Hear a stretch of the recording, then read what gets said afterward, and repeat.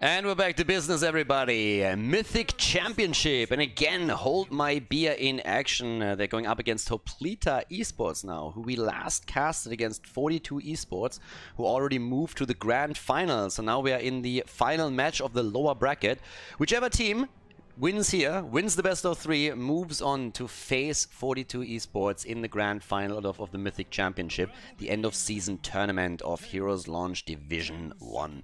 On the left side in blue, Hold My Beer with Sartuas on Diablo, Balsa on Kelthas, Kolotka on Thrall, Cesabos on Anduin, and Gorrider on Zeratul in this first game. Hoplita Esports then again with Exilom on Arthas, Nano on Hanzo, we have Meiji on ETC, Bastinazo on Falstad, and Jan Nuxa is playing Tyrande in this game. Alright, time to shine. First of all, we're having a pretty sick setup. Oh, no, not again, dude!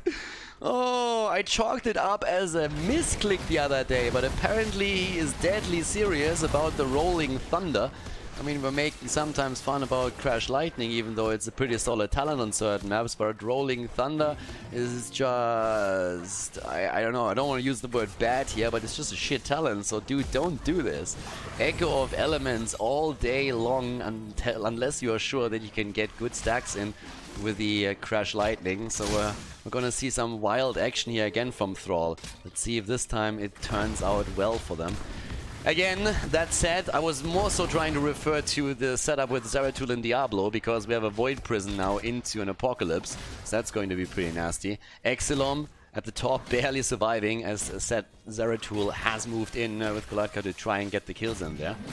And yeah, I mean, the only reason why I can really come up for Thrall taking this, and obviously I'm memeing now a little bit, it's the only talent that he can take here for the Chain Lightning that doesn't have stacks. So if you're really shitty at stacking, no matter what you're trying to stack, then hey, Rolling Thunder is amazing because nobody can call you out for your low amount of stacks. So yeah, it's a pretty smart play if that's the thought process. No, but as I said before, I honestly feel like the reasoning behind this is that he feels they need to skill him with a lineup so that he is very self-sustainable. I guess it makes your life on the solo lane a bit easier, but honestly, you should never go for this. It's not really a talent that helps you in the long run of the game. You don't get a lot of value out of it, whereas other talents are really more late game oriented and will help you a lot to get through the second Chain Lightning with Thunderstorm, for example. A lot more damage, a lot more control, a lot more poke, and in addition to that, if you go for Crash Lightning, on Volskaya or Battlefield of Eternity, depending on your team's lineup, then you have a good chance there too. But either way, as it stands, we're having Rolling Thunder in play again, so he did it once more, but definitely something that can be improved in the future. And he will have a bit of an easier time against Arthas at the top lane as a result of it, through the sustain.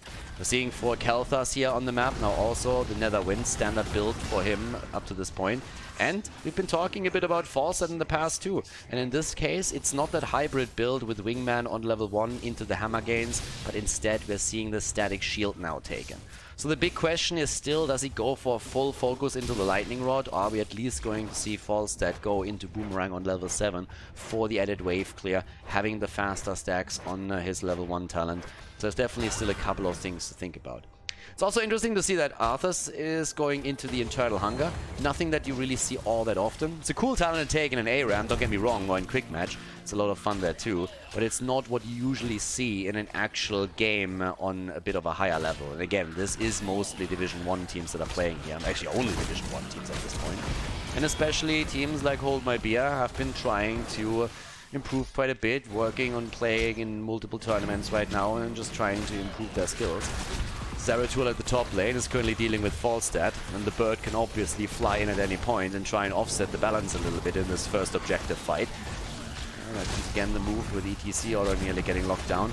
Arthas is zoning this out, still working on the level 4 stacks, but in addition to that also getting more together for the Eternal Hunger, which will help him a lot with the mana management, but then again also influence quite a lot, in the late game at least, how much damage he can do against a single target. And there's the lockdown, and there could be a kill against, well, Diablo. He keeps himself alive for a bit longer, but falls in the end after all. Down he goes, ETC about to get dropped, but instead it's Thrall that dies.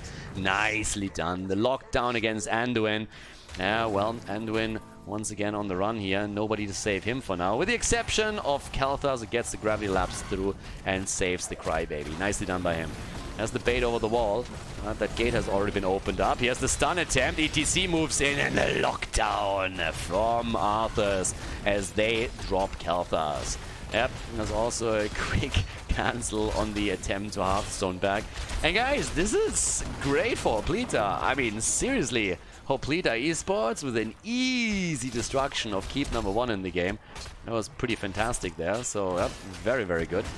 Thrall, by the way, made at least the adjustment with the Mana Tide on level 4, and we have now also the Ancestral Wrath, so not quite the same build that we've seen previously from Hold My Beer. I think the last time it was on Volskaya Foundry when we saw the Rolling Thunder. At the top lane, the kill against Falstad, so the bird's down as 2 of the melee assassins went in for it. On level 7, we've still seen the Boomerang. I like it a lot. It gives you more value out of the global since you have more push power, and therefore your opponent will have to react to you. But obviously that's only true if you can stay alive and don't fall victim to a rotating Zeratul as we've just seen. With that said, there's still defense against the camps that we had so far. We're also having, in terms of Khaldor, on level 7, the Burn Flesh now, so definitely that focus into the Flame Strike build over the potential Living Bomb that we sometimes see. And the Wormhole is going to give Zeratul a bit more of an engagement priority here, more tools for him. Also now 12,000 for Hanzo in terms of damage, 11,000 for Thrall. That's obviously on the solo lane, you can get the easy exchange damage against your solo lane, and that's what he could benefit from. 3 kills against 1, put the spotlight onto Hoplita on the other hand. And again, they did well in the earlier round, in the upper bracket actually, when they played against 42 Esports. It was a very, very close 2-1 that the two teams played. And right now, 42 Esports is waiting in the grand final for their opponent. We're looking at one of the two teams will advance to meet them there and play the grand final out. So it's going to be interesting to see which one that's going to be. Hold My Beer definitely had a lot of potential in previous games that they've shown, but Hoplita is still pretty powerful there, so it could be a rematch in the grand final for the Mythic Championship to crown a champion there. Arthurs is one single stack away, by the way, from getting his level 1 completed, so that will help him with the mana management. No Void Prison! Might of the Nerazim taking with a Cleave build. We've seen Ty from Granite Gaming going into Might of the Nerazim quite a bit, but that usually is accompanied by a more auto-attack focused build that we're seeing from Zeratul. In this case, though, they don't go for the VP. I'm a little bit surprised considering that they have Diablo with Apocalypse here. So, especially with that setup, I would have expected for them to go for a good setup, try and set a Wombo up, and with Khaldor dropping the Flame Strike damage to boot. So, a bit of a weird choice to go into this setup. They have the Light Bomb on the other hand, so there's definitely a few heroes that will try to benefit from that. Especially, of course, if Zeratul can go in with that into the backline, they might be able to get a kill there. But yeah, so camps are taken again, shrines are announced, or the shrine is announced at the top lane this time. 22 stacks for Khaldor, already completed his quest, so that means we're going to see him with a shield in the battle as well. And right now, what else do we have? For the time being, Falstad has taken over the bot lane. Could push out another wave, to be honest. I think at this point it's just worried a little bit about falling. Ah, okay. The camp spawns and he wants to bribe it quickly. So that works out. Doesn't have to do anything else, but can always fly in up to the top now. Hanzo is already ready for his arrow. And that's now the moment where they have to show that they can still play around Dibbles. That Diablo fantastic on the map. I mean, Infernal Shrines is pretty much home turf for him. And in addition to that, you also have so many opportunities to stun an opponent into a wall that is just heaven or hell for Diablo, depending on how you look at it. And Meiji is already sitting there at the front as he's trying to zone them out. The problem is that the red team has absolutely 0 stacks at this point. It's 15-16 against 1. So now they're starting to look for a potential setup, especially with the mosh pit, of course, available. But everybody's just dancing around. There's the Earthquake. Commitments are coming in. Diablo moves in. And there's the ult. But immediately we're seeing Falstad react with a quick gust as he pushes everybody out. Apocalypse could not be capitalized upon. Light Bomb hasn't been used yet either. And so far Zeratul is just not making that play, but they're getting their lockdown onto Exelom on Arthurs. He's trying to move out and he manages to get away as Zeratul falls to Falstad. And the mosh pit in the back is being used, but do they have the damage for a kill? They do not. Instead, we're having Thrall nearly murder Arthas and Falstead here. So all of the heroes on the red team side incredibly low right now. But they still have the cooldown up on the fountain, so they can easily move over, tap and then re-engage. And on top of that, they also have level 13. So they have the talent advantage, they have the numeric advantage, and they just tap the fountain. That's the perfect opportunity to try and get another kill here. Instead, it's actually a bit of a threat against Falstead for a second. Good save from Anduin as he keeps Thrall alive. The poke still continues, and that's not only true for the chain lightning from Thrall, but also Kel'Thas with the continuous living bombs that he's dropping here. 28 against 25, and Zeratul is back to business, and that's the kill against Arthas, and they're turning this around. They're actually taking it. The blue team is able to take this and win that shrine if it continues like that. Yep, Tyrande is low, everybody else is just trying to rush away here. The mid lane gets now pressured, so the fort is going to take serious damage, but that Protector, or that Punisher, is going to end up in the hands of Hold My Beer. Hold My Beer have been able to take this. So they can have a chance to push through the top lane and take the fort down. Falstad has moved down to the bottom of the map, but he's now attempting to get another camp and ensure that they get even more pressure onto the bot lane. The middle has been defended, so the fort hasn't fallen. And up to the top, we now have the aggression as expected. So starting to move in for this.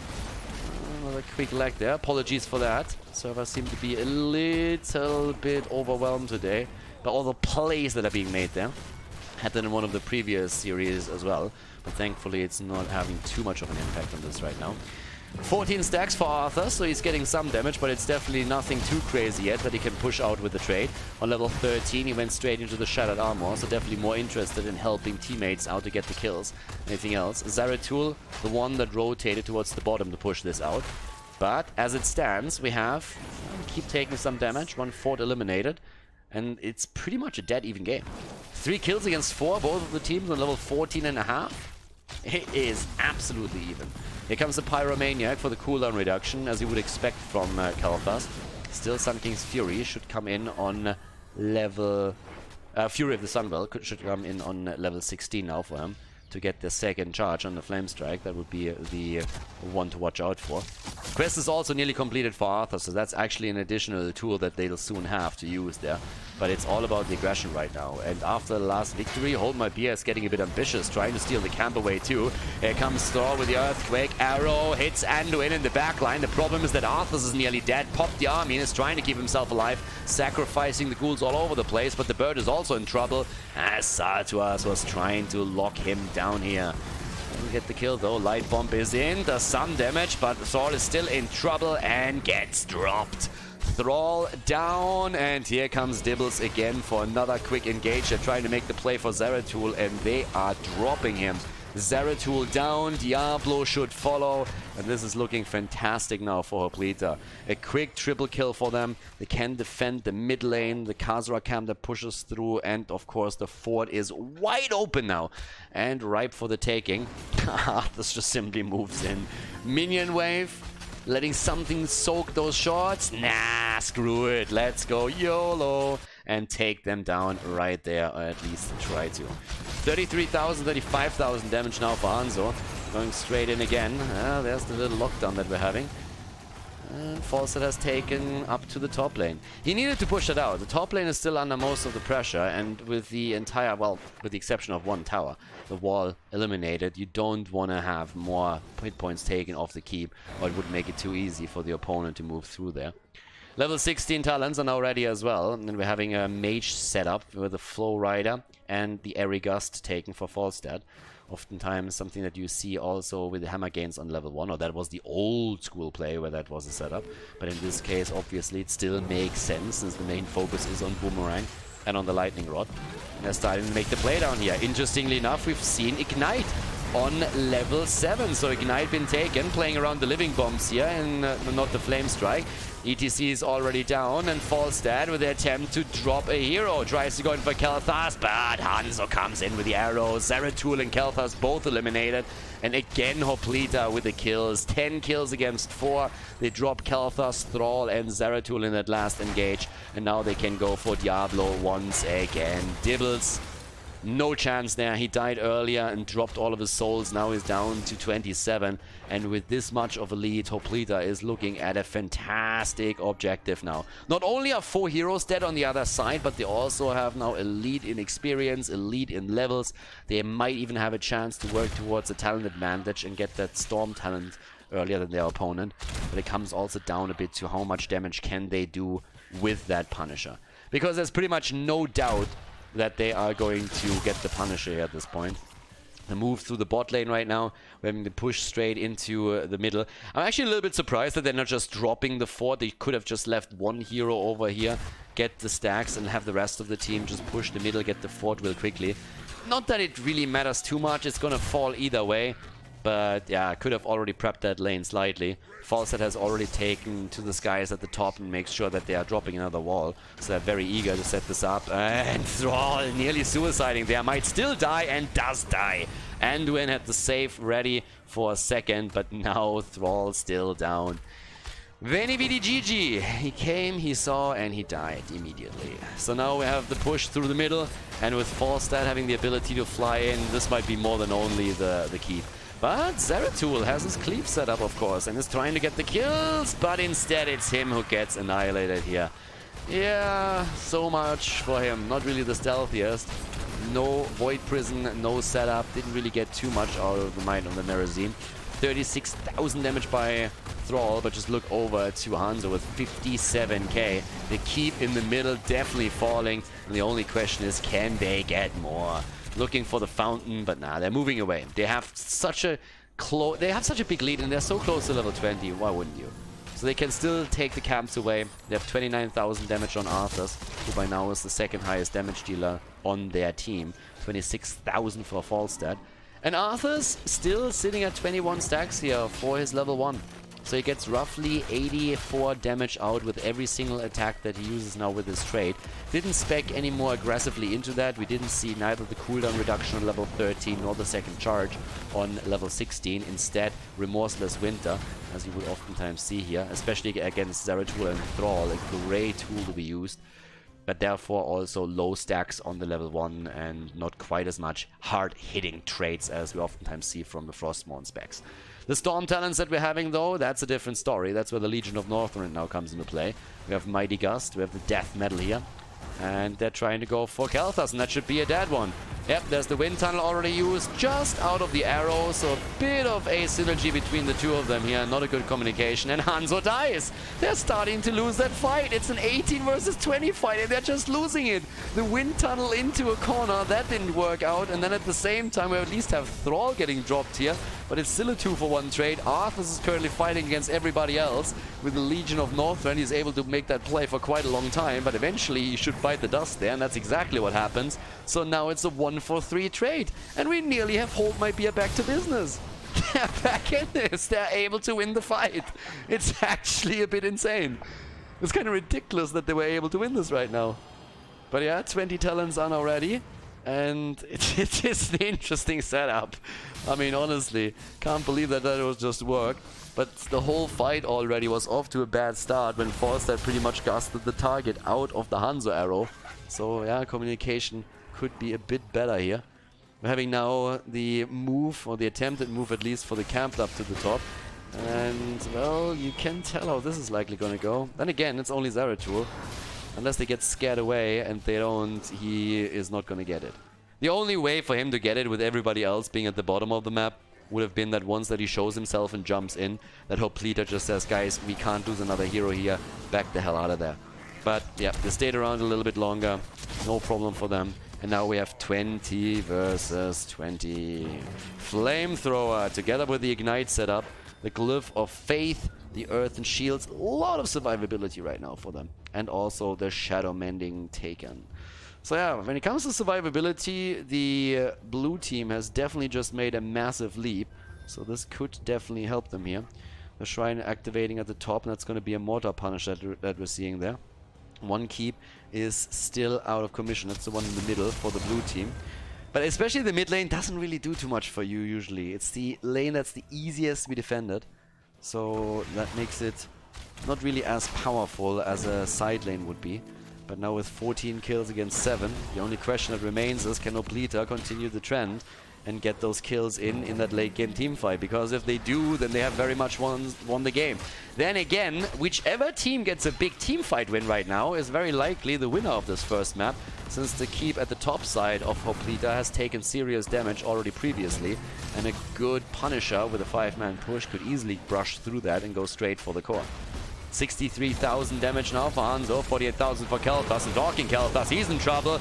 And again, the mosh pit comes through, gets interrupted, but the wind tunnel straight into the corner. Surrender is dead, they still get the kill against Kelthas. Hanzo is dead too. It's all over the place. Falstad, the bird on the run. Zeratul comes in, wants the kill, and Falstad can't fly away in time. He dies, and that is Hold My Beer with a 1-for-3 trade. They're going for a quad kill as they're trying to drop Arthurs now. The Army of the Dead, the Legion of Northrend, keeps him alive a bit longer. In the mid lane, though, we have Catapult starting to home in on the core, so someone has to go back and deal with it. And it can't be Kelthas, they can't wait for him. Someone else needs to do the job there.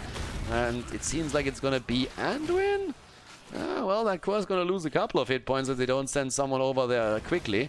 But they're definitely taking the lead now on the points in the core there. Oh, sorry, on the objective. There's still Arthurs as he's trying to move back. But honestly, this could still be defendable. 92% on the core.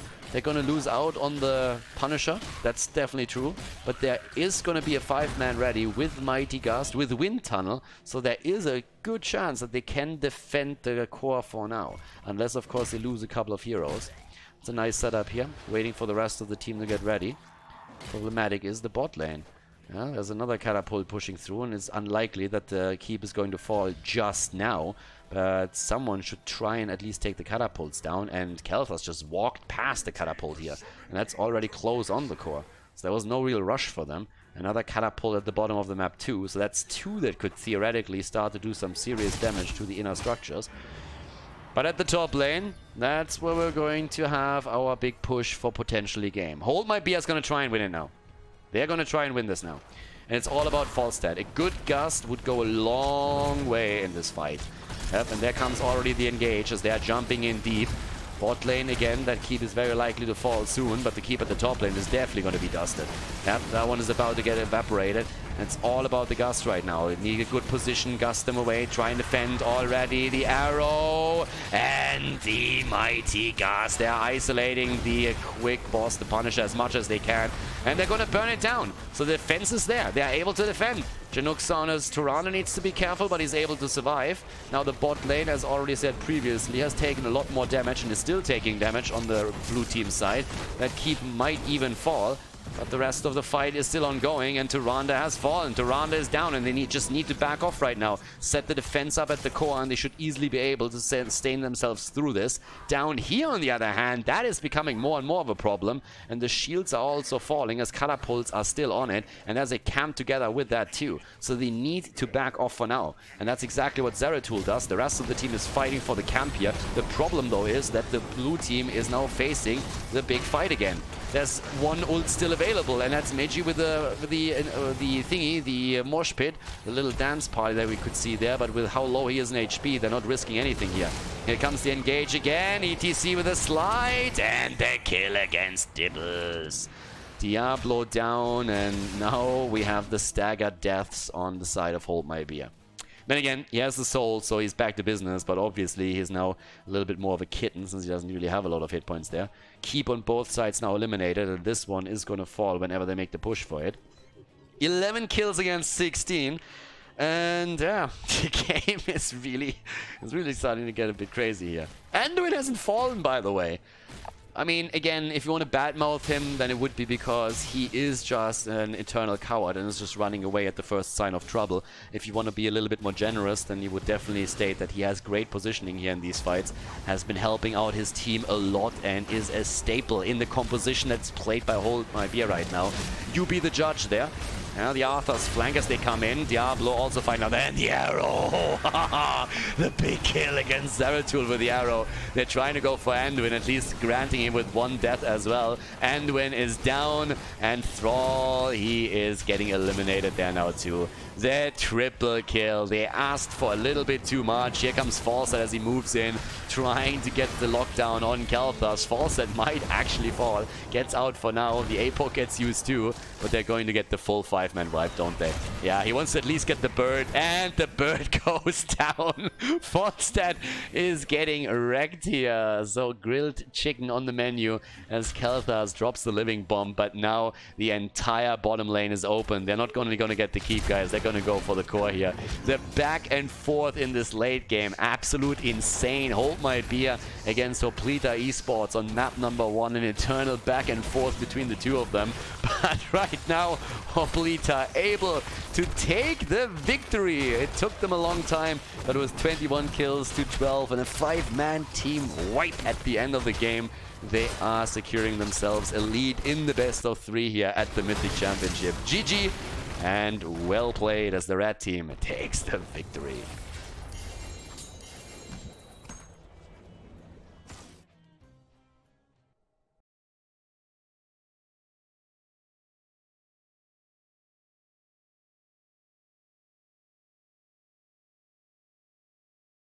Game number 2, everyone! Hoplita Esports with the victory on Infernal. They take the lead here.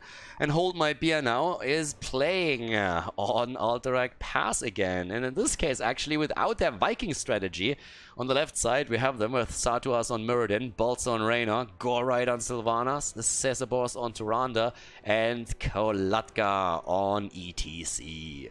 Hoplita, they need another win to make it into the grand final. They have Exelom on Rexa, Meiji on Tyrael, Januxa on Ana. We have Bastinazo on Liming and Nano on Hanzo. Alright, we're back here in Division S, and let's... Division 1. And yeah, let's see how that exactly works out for them right now. Who's going to take it here? If we're going to have that 2-0 victory, or if we have instead a third map coming up between the two teams. Unfurling Shadows on level 1 for Sylvanas. Obviously the pressure plays that we could see through her, especially with bosses or with the cavalry here, could be game deciding and the game in their favor. Ether Walk on level 1 for Li Ming. Alright, no Globe Talons for now for her. Sylvanas has already made it up to the top lane, but Ether Walk actually makes it into the game. Blizzard is actually quite happy, as far as I know, that the talent finally sees a little bit of attention. Sometimes we see that on Battlefield of Eternity because it's harder to actually get something done there.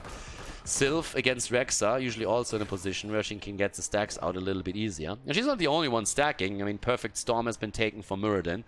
That's what we're currently having here. Down at the bottom of the map, we're having ETC, who's very, very likely going to go into stage dive. I mean, off-lane ETC usually uses stage dive to get the momentum here and get the map control. Camps are taken by both of the teams now, so both of them without any delay.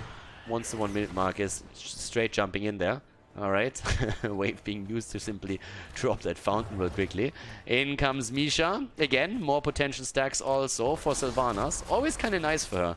It's like, you can really stack quite quickly if the bear is a little bit too far out, and if Sylph in the early game already gets decent stacks out, that would be great for her. Now 24 are nothing insane, but if you are 1.5 minutes into the game, it isn't too bad either, and if you can build on that later with the Festering Wounds on level 7, that's always a really good setup. And in the mid lane, we have now both of the teams pushing straight through with the camps that they just took a second earlier. So let's see what we have with that. We have actually level 4 talents about to pop into the game as well. ETC still against Hanzo at the bottom lane. So they are holding the bot lane now. And the objective, that's really what's going to decide this in the game, especially with the Sylvanas setup.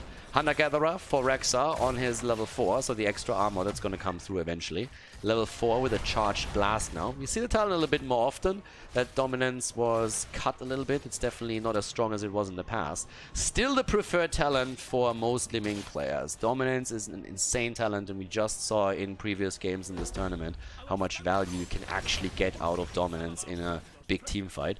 Sledgehammer also now for Hold My Beer, which means that not only do we have the Sylvanas enhanced pushes, we also have potentially huge damage from Muradin against structures later on in the game. And yeah, with that, again the speed metal. They really like to play with speed metal here. They've done this now multiple times, trying to play through the talent. And the true shot aura for Toronto. Don't really see that all that often, but trying to get that extra damage in. The increased damage from them here for now. So see how much they can actually get from this. But it's not really a talent you see all that often these days. So slightly inexperienced now for Hold My Beer. Nothing insane, but still. And top lane gets still pushed. There's still stacks coming in. And Exilom is actually starting to eat a lot of the damage there. And as you can see, Sylvanas just keeps stacking on Misha. 46 stacks for her for now. And the fight over the first prisoner camp as both of the teams are starting to move in for it. In this case, it's actually Hold My Beer who's playing a bit more aggressively around that. Stun attempts are already coming out. And ETC is now starting to rotate in too. It's Rexa at the top that falls though, yeah? Gorrider finally gets that solo kill. I was already talking about how Rexa was a little bit low. But in this case, he actually falls. And that helps now Gorrider to push out another wave. That's experience lost right here for Hoplita. And obviously, Hold My Beer is now pushing in against Tyrael. And they get the kill as well. Tyrael down, doesn't get any value whatsoever. Festering wounds on level 7 have been claimed by Sylvanas as well. And they are looking great here. Starting to capture the prisoner camp. Trying to unleash that. And without level 7 talents, it's difficult for Hoplita to move in there. Especially since there was the staggered death against Tyrael after Rexa has already fallen. So they might try to make the play right now. Now they have level 7. But still, it's a huge lead for Hold My Beer. In comes Misha again. Stormbolt comes through though. And we have by now 10 stacks for Muradin, at least for the baseline. They're starting to move in again. It's only 2.4 seconds and they would have gotten it. But they have to retreat, at least for now. Especially Muradin is low, but so is ETC. So both of them have to be cautious here. And there's the counter attempt, trying to go for it now as well. Set up against ETC and the save. Khaldor able to move away in the nick of time just before the final damage point comes through. Talking damage, Jimmy is in trouble and gets out, but the damage spread from Sylvanas is actually pretty sweet here. 75 stacks for her, 5 minutes into the game. Not bad, my friend. Not bad at all. And you could really tell that the dagger did a lot of work against everyone. Everybody is just low. And yep, there comes another combo against Reyna, who's absolutely unimpressed, doesn't even move for not even a second. And they're trying to turn around again to take this first objective in the game. Stormbolt is hitting Ana, she's getting zoned out already. Muradin is right on her ass here. Misha goes down, Ana in trouble, no slide though, but a full zone out from the opponent. And here comes the objective, and they claim it. Nicely done. Hold My Beer now with the chance at least to get Sylvanas into the picture again. With another move here. Now that Misha is out too, we should see Gorrider with even more stacks coming in. Farming on Misha, that's what we're seeing most of the time. Nice aggression also at the bottom. Again, experience lost. There's no soaking right now. All of these minions are just getting annihilated by the towers and there's no one soaked the XP, and that's one of the main reasons why we have this significant lead now. With a level lead for Hold My Beer. Yep, here comes again. 2 kills against 0, push through the middle. Battle.net, as we said before, is a little bit excited today. That's why we have these mini stuns here. So my apologies for that. But unfortunately, it comes with the territory at least today. It's a bit unstable right now. Up to the top side as we have that big push power coming through the middle. We're also having ETC trying to accompany another one of those cavalry units. And Sylvanas is enhancing this push more and more. They're trying to go for the first fort here, and the one at the bot lane is also getting attacked. They're getting massive value out of this, and just look at the experience. They're nearly on 10. If they have heroics, they might be able to force a fight and get a quick kill too. Bot lane, Hanzo is in trouble already as it is. ETC with a stage dive as expected. He could move in as well. And Sylvanas is sitting at 89 stacks now. And they're all going for Hanzo, and that's the kill secured right there as Jimmy is just moving in with another quick one right between the eyes. Hits it, full bullseye, and that's the end of Hanzo. And then again, after the fort falls, Rexa is pretty much saying, boys, I got this. It's gonna take me only about half an hour, but I'm gonna take that boss down. Honestly, this works out way better than I expected.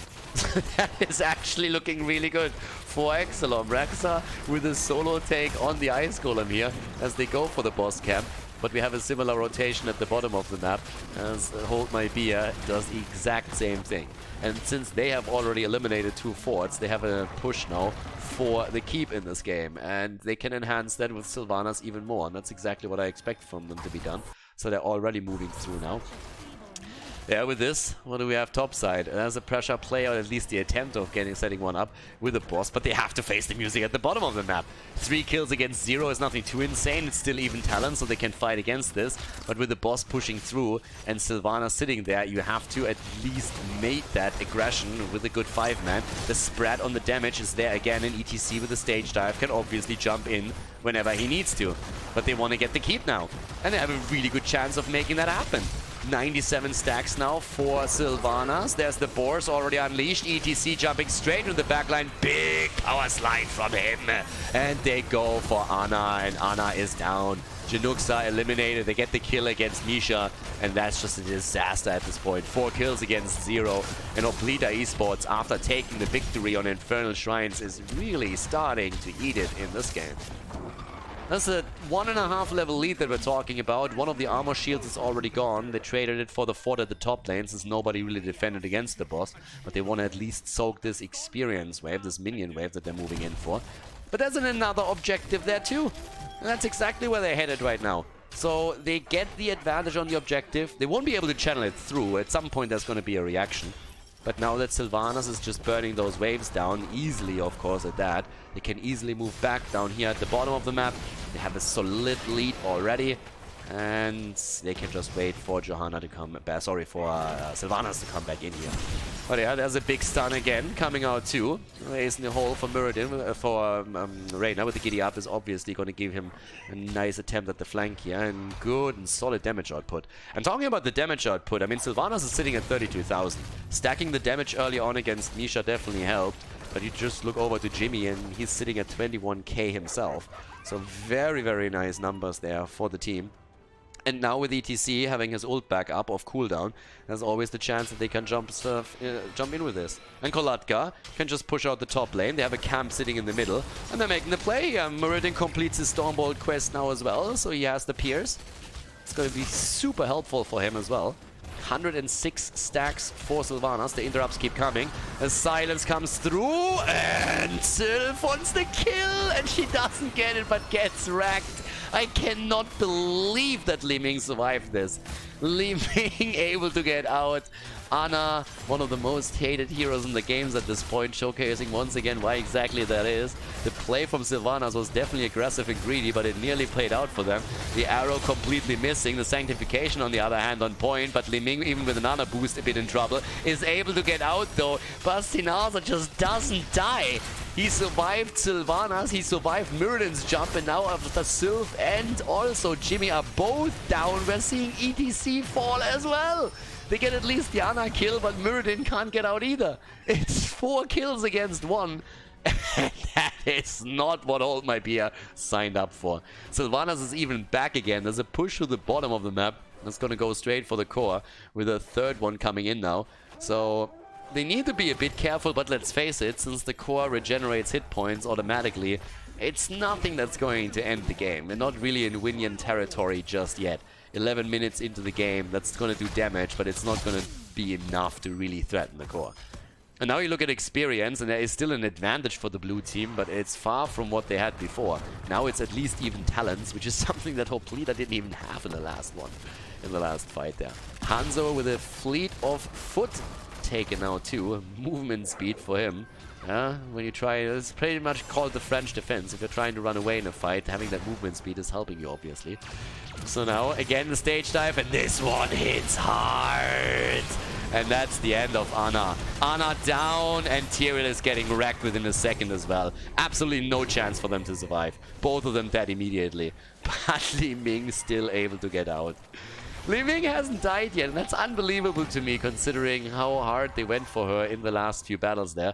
But the objective is now taken, and that's it's a 12-minute cavalry that's going to move through with more Sylvana support, obviously.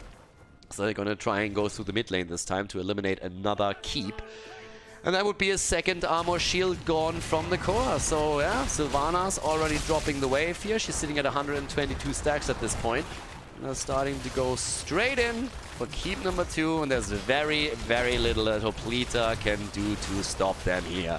Honestly, they might go for core if there is a kill. with cavalry moving through mid and bot lane now straight in for the core, there's definitely a chance. And since they're already starting to drop Misha, they have a very, very good chance of making that happen. 16 talents are in their hands as well. That gives us the Will of the Forsaken for Sylvanas, so even more survivability. They paint them red, and yeah, they're burning that down quickly. They won game 3, and it looks like they're gonna get game 3. Hoplita was hoping for the 2-0 victory, but can they really get it? It doesn't look likely. Now, there's the stage dive straight onto Tyrael, who drops the Sanctification, but the core is falling, the core is dropping, and that is game as Hold My Beer forces the final map in the best of 3 series against Hoplita Esports.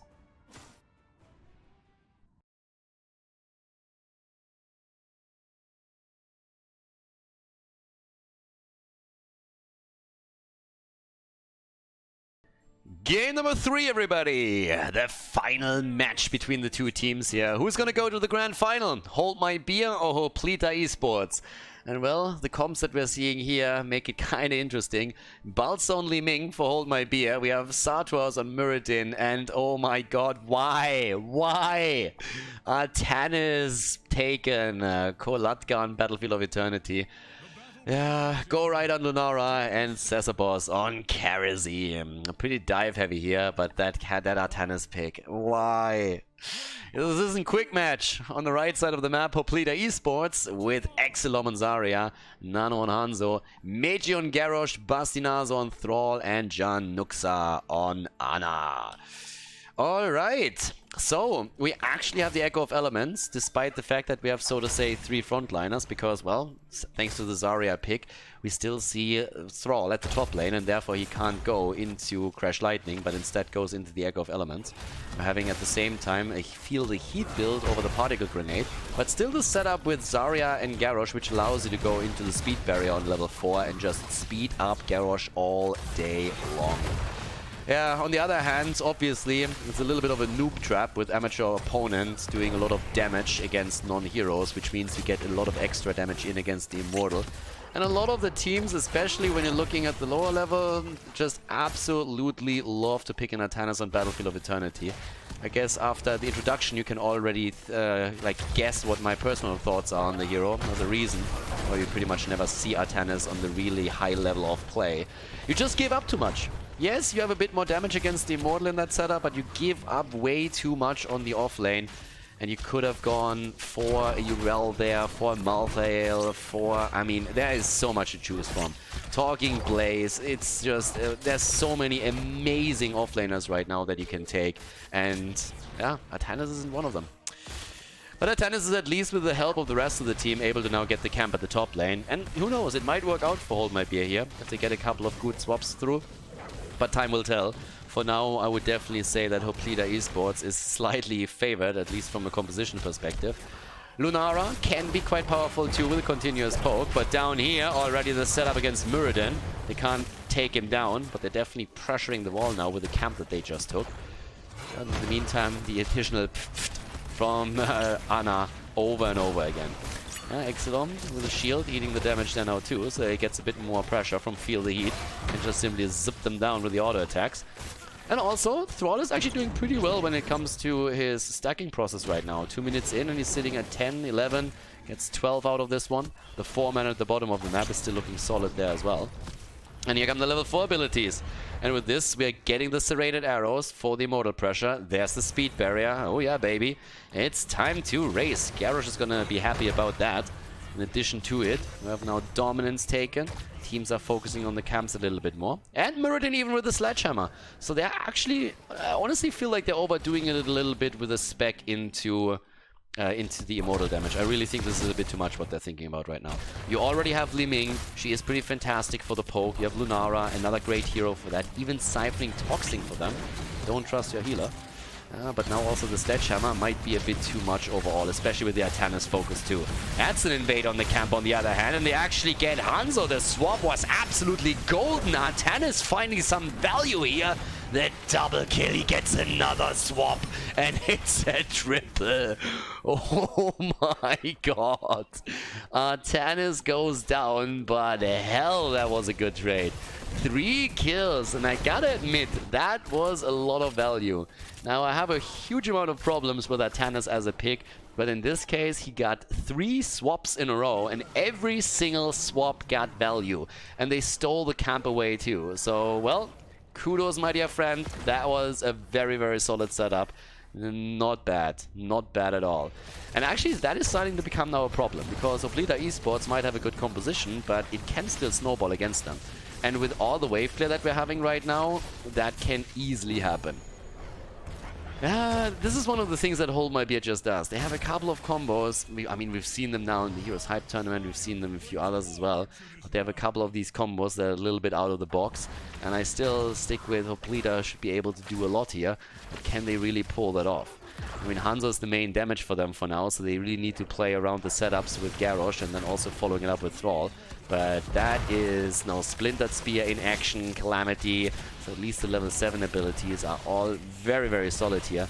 And they are going to get mad value out of this top lane now. I mean, seriously, with level 7 advantage and a big Immortal, that should be a fort. I would be shocked if they can't take the fort here. And yeah, they're going in for it already. I mean, now Karazim is also darting in. Good 7-sided later on will do the trick too. And can they get the kill again? Magi, Indomitable, and the Speed Barrier comes in as well. Quest completed for Thrall. A bit later than I expected, but I mean, still absolutely in the normal frame of time that you see for Hanzo there. Okay, the fort is down. Big lead in experience right now. Big lead at this point. But yeah, with this, they're still having the attack down towards the bot lane now, or towards the wall at the fort, the keep. Ooh, to the limit actually taken now too. Okay, let's see how much she can actually get out of that. Again, it's not really the normal build that we're seeing for this. Svamgrota for Granite Gaming has occasionally played around Feel the Heat now too on the map, and that worked out for them. But the traditional setup is still more so focused on the particle grenade here. Zarya is very much so alone here and kind of face-checked that bush a little bit, so she eats a ton of damage but survives still. Bot lane is getting pressure. The problem really is the level 10 ability right now, because Hold My Beer is going to get this so much faster than Hoplita Esports that could lead to a massive snowball around Immortal number 2. It all comes down to that camp in the early game that got taken away, where 3 heroes were eliminated. That gave a massive lead over to the blue team. And with that, we're now having the move down at the bot lane, where another camp is about to be taken. This time the swap doesn't work out, but it's still a 5 versus 4, and you can't take that fight, not with Thrall topside. The War Chief, Green Jesus, was just sitting there trying to defend the lane for now and hold on to the experience. But now level 10 is only half a level away for Hold My Beer, and they push that advantage. They push it heavily, and so they should. I mean, it's exactly what they need to do here. And they get the swap against Zarya. Exilom gets saved. There's the heals. And the shield came out too. Oh, Karazim goes a little bit deep. There's no taunt yet, though. So there's nothing with the Warlord challenge where Garrosh could have turned it around and try and lock him in. Yeah, Hanzo jumps away too. Thrall is still topside. Again, they want to have the 2-lane experience. And there's the kill against Zarya. It's a 5 versus 4. Again, 5 versus 4 with level 10 abilities. Now we're having those 10s in action. We're seeing actually the leaping strike taken. So no Thornwood Vines for him, 7-sided.